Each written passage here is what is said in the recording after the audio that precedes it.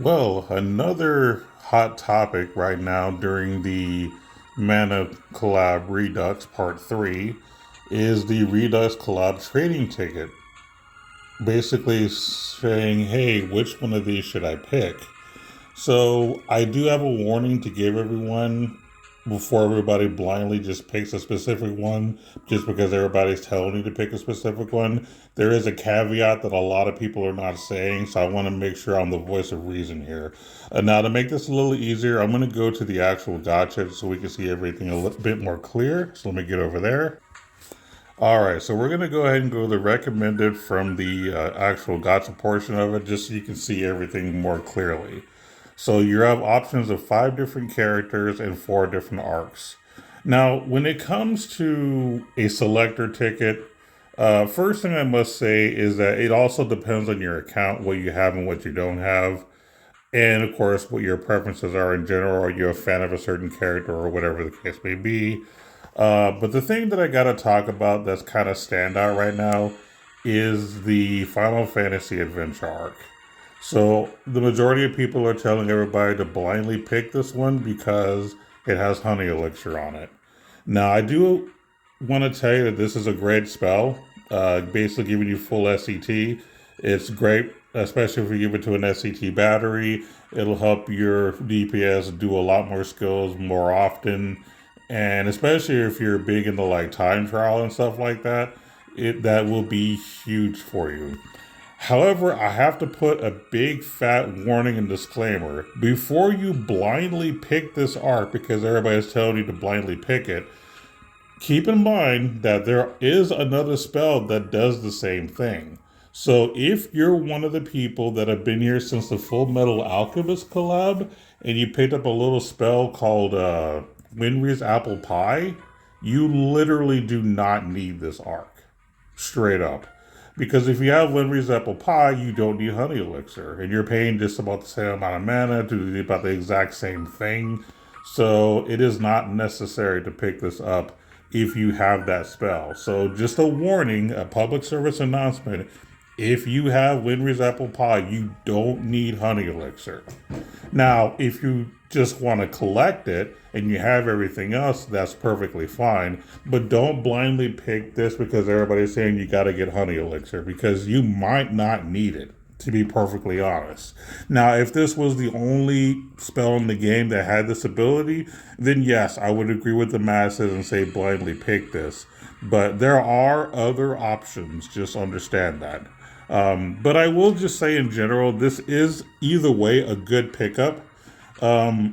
Back in the day, this would have been a really good arc trait for Arena because you're more or less getting some extra damage and damage reduction from an arc. So this was huge in the early Arena days. So this would have been good simply just for the arc trait. But yeah, the big seller here is Honey Elixir. It is the best spell or best ability to learn in this whole set. Everything else is just kind of hit or miss, really. Baby Monkey is actually pretty good. I would assume. I personally have never used it because I actually never got this arc back in the day. So I had to do without. But I hear Baby Monkey is okay, and Matlock I think is good if the content you're dealing with is mostly stone types. This could be good if you like crit builds. Other than that, everything else is just kind of okay. Nothing super special to brag about. But it is a very good arc. It has some good learnables. It actually has a good arc trait. As far as the accessory, I should say the Ether Award, this is actually decent, mainly because of the attribute resistance. You're getting basically +5 resistance to every single element.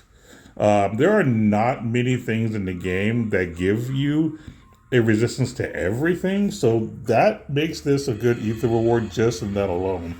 As I've mentioned in the past, a lot of the best Ether Awards came out within the first year of Last Cloudia, this being one of them. This was a very, very strong Ether Award. It might not be as strong nowadays, but I still think it's pretty good, especially for an old one. So that is a high pick, assuming you don't have Winry's apple pie. Now, if you already have Final Fantasy Adventure, or if you already have the other arc that has Winry's apple pie, my next suggestion would be Secret of Mana. Mainly just for the learnables, but I will say that the arc trait here is pretty good too. But the main, taking a look at the actual things you can learn, Dash is actually pretty good. I mean, most of the time you're not caring about your special, so getting a speed boost is always a good thing for physical DPS characters. Personally, I actually like Acid Storm. I've always been someone that like using spellcasters, and having a spell that has a chance to reduce the enemy's defense is kind of cool. Keep in mind that since it's a chance, the percentage is probably extremely low, so I wouldn't rely on it. But I think it's just kind of cool.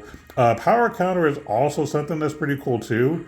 Basically, what you can do is you can use Great War of Ruin, and you just have it maxed out, and then give everybody their specials, but don't use their special. And basically, everybody that has this equipped, the power counter, will get an extra 30% strength. So that's pretty good for 5SC. So I think that's another strong thing to learn. And then Blessings of Mana is okay, but I don't know if this is really worth it. I would say that for 3SC, if you happen to have a little bit of extra SC, it's fine, but The main thing that matters is dash and power counter. Those are like the main two that I think are pretty strong abilities. And I just personally like Acid Storm, but not really something to go after. In terms of the Archaether Award, Mana Sword was something you could get back in the day. Physical attack plus 30% against God type boss monsters. It's fine depending on the content you're doing. I'm sure you can find better weapons nowadays, but back in the day, this was actually super solid. Again, Ether Awards were like amazing back in the days, but nowadays, of course, it hasn't probably aged as well. One of the reasons I said earlier that you should probably pick arcs over characters is because arcs typically don't get power crept. But characters get power crept all the time. So that's why with arcs you can't go wrong, because you can learn abilities that you can't learn elsewhere. You can get unique ethereal words. There's so much value in even just picking up old arcs. Let's go ahead and talk about the other two. I mean, Final Fantasy Adventure and Secret of Mana are the only two arc recommendations I have personally, but I'll go ahead and just quickly review these other two. I'm not a fan of this one or the other one, but I'll just quickly look at the stuff you get. A lot of the stuff you can get elsewhere, like Spirit Breath exists, Earth Boost exists, Spirit Shield I'm sure exists somewhere else. Lupin Soul, I don't know if this is anywhere else, but it's nothing really special. Storm Armor exists and Earth Critical Rise. I don't know if this is on another arc, but most people wouldn't care about this anyway. So like I said, the learnables, there's not a whole lot that you're going to get that's going to get you excited. Now, as far as the Ether Reward, this one is kind of okay. So the biggest thing about this is that you get some good element resistance. You get Nil to Poison, Nil to Curse, which is super strong, and then Resistance to Stun, which is actually pretty good. So basically, you use this more for the element resistance than anything else, but I wouldn't make this a high priority target. Like, there's really not a whole lot going on here, if I'm being honest with you. As far as the other arc you can get,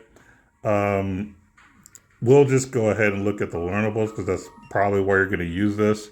Some of these are used in other arcs as well. Soul Hunt, I think, is unique. When an ally is incapacitated, give magic attack damage plus 30%. It's kind of one of those things you use in very specific content, but I don't recommend it. I will talk about Fast High Protection first. This was good back then, because I don't think Fast High Protection existed outside of this for a long time. However, now I think you can get this in other arcs now, and a lot of characters actually have this naturally. So it's not as strong, but back in the day, this was actually really good. But the thing that I kind of want to talk about is Elemental Combo. So basically, you get 5% damage for each repeat, up to 20%. for 6 SC, and there's some other stuff that goes on here too, but that's the only thing you need to focus on. The reason I don't think this is necessary is because we already have an ability that does the exact same thing, but for 1 less SC. Basically, you pay 5 SC. Now it only deals 4%, but your max is still 20%. So you're saving 1 SC. Now these abilities may stack. I'm not 100% sure, but if these abilities stack, then it might not be a bad idea to use on a mage that's going to cast the same spell over and over. Especially if you give it to a rainbow mage like Angela, for example, this is a way to increase her damage, because if you're facing content that's a specific element, just keep casting that element and you're constantly boosting her damage. So if you max elemental combo with the other ability that does kind of the same thing for 5 SC, you could potentially get an extra 40% damage. Assuming that stack, I don't know if they do. Again, this game is not always clear on what works and what doesn't and what everything does. So this is kind of me theory crafting at this point. So elemental combo is good. However, I don't know if it stats with the other abilities, so I can't tell you I can't even talk today. If you should use both. Words are hard. But elemental combo is probably the only thing on here that I think is worth getting. But everything else is kind of whatever. As far as the Ether Reward, this one's actually decent. Basically, it's a staff, no attribute, magic attack is 10%. If using magic attack, if damage is reduced by an attribute resistance, reduce the resistance by 20% and deal damage. That is pretty strong, in all honesty. Because there are some times in certain content that it's just hard to reduce an enemy's resistance because they're like at 100% resistance.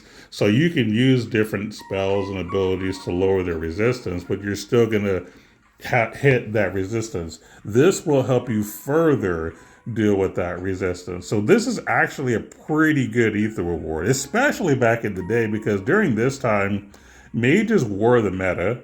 And this would have been like a top tier like Ether Reward to get back in the day. And I still think it's pretty strong even to this day. So this arc is actually, now that I look at it, this arc is pretty decent just because of the Ether Reward and potentially elemental combo. My opinion, number one pick is Final Fantasy Adventure, with the caveat that you don't have Windray's Apple Pie. But if you already have one or the other, then get Secret of Mana. If not, get the this one. And of course, this one right here is the one I just don't care for at all. I don't think you need this at all. I would probably pick a character over this arc. Speaking of characters, let's assume that you have all of these arcs and you're trying to figure out which character you should pick. Now, in my last video regarding Last Cloudia, I went over characters' insights. So I would say you can refer to that to get more details, but I'm gonna basically tell you that as far as characters are concerned, I think Reese is definitely the number one pick. And then your number two pick could either be Randy or Angela, depending on what you have, more or less. This really depends on your account. I think regardless, Reese is a top pick no matter what you have. But if you already have Reese, then Angela if you don't have a rainbow mage, or if you don't have a no attribute mage. And then after that, I would say Randy if you don't have a no attribute physical attacker.